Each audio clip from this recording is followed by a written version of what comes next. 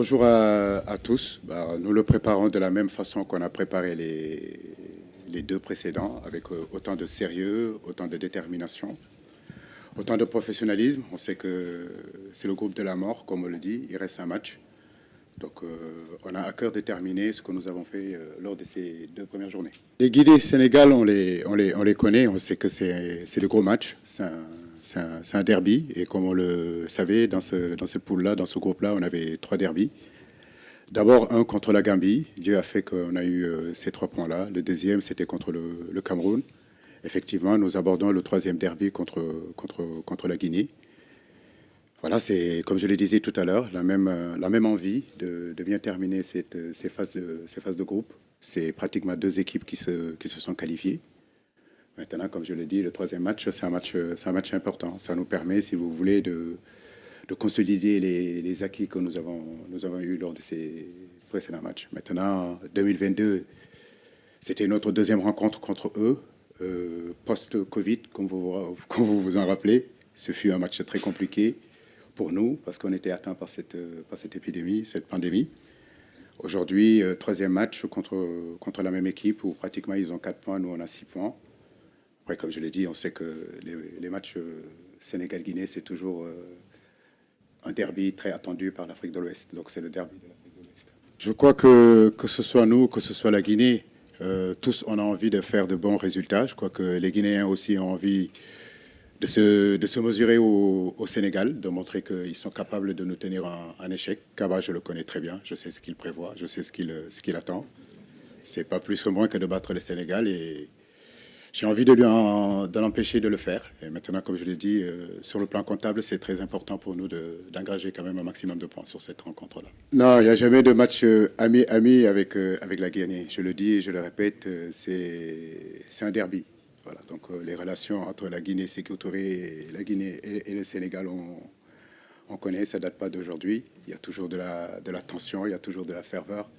Mais ça reste quand même qu'un match de football. Aujourd'hui, on peut dire que les deux équipes sont qualifiées, mais croyez-moi, ça sera tout sauf un match amical. C'est un match de CAN et tous les matchs de CAN sont à disputer. Nous, il n'y a rien qui change, Nampalis l'a dit. Il y a énormément de concentration et de détermination dans cette rencontre-là. Donc, je le dis, rien n'est encore fait. Nous sommes ici pour jouer 3 matchs. Inch'Allah, nous espérons en tout cas avoir le meilleur résultat possible. Mais croyez-moi, comme je le dis, ce n'est pas du tout un match amical malgré que les deux équipes sont qualifiées. Il a bien raison de dire qu'on sera au rendez-vous de demain. D'abord, je prie Dieu que la malédiction nous éloigne de tous. Voilà.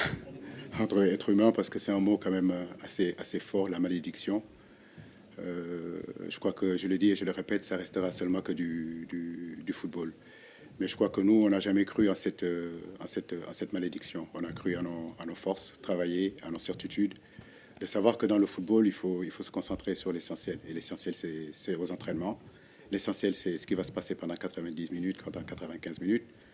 Dieu fait que nous rentrons par la plus belle des manières dans cette compétition en gagnant ces 2 matchs-là. Ça nous donne un peu plus de marche, effectivement, sur ce troisième match-là. Forcément, nous pensons à tous ces Sénégalais-là qui vivent depuis des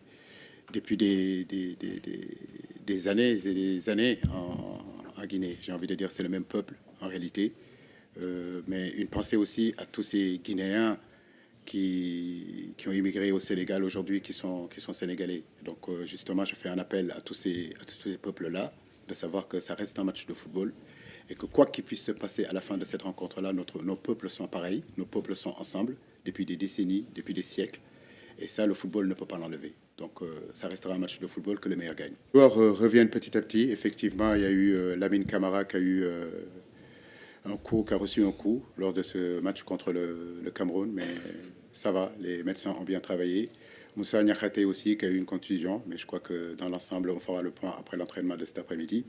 J'ai envie de dire que l'infirmerie se vide petit à petit et ça, c'est une grosse satisfaction pour nous parce que ça nous permet d'avoir encore d'autres possibilités. C'est louer le travail que fait Génération Foot, que fait Djambar, que fait Dakar Sacré-Cœur, j'ai envie de dire l'ensemble des centres de formation aujourd'hui qui polluent notre pays. Il fut un temps, c'était 5, 6, 7 joueurs de Djambar. Aujourd'hui, c'est 5, 6, 7 joueurs de Génération Foot. Tant mieux que ça continue, mais louer aussi le travail que la Fédération sénégalaise de football fait à travers des petites catégories, parce que c'est vrai que les clubs forment, mais aujourd'hui, c'est à travers nos U17, c'est à travers notre équipe locale, c'est à travers de l'équipe des 23, c'est à travers de l'équipe des U20 qu'en réalité, ces joueurs-là, on les voit encore beaucoup plus. Donc, c'est un travail d'ensemble entre académie et fédération qui fait aujourd'hui la force de cette équipe A. C'est un projet qui a été mis en place déjà par la Fédération sénégalaise de football et l'ensemble des académies, l'ensemble du football sénégalais. Et je crois que c'est ce qui fait avancer le football sénégalais. Tant mieux pour nous tous. Sima, très triste pour lui. En partant, il était quand même assez triste. C'est un garçon vraiment qui a énormément de qualités. C'est un garçon sur qui je comptais aussi. Dommage qu'il s'est blessé. Donc, mais il est jeune encore. Il va revenir plus fort. Concernant Bamba, il a eu un problème à la cheville, mais je crois qu'il a repris l'entraînement hier. Il n'y a aucun souci, il est opérationnel.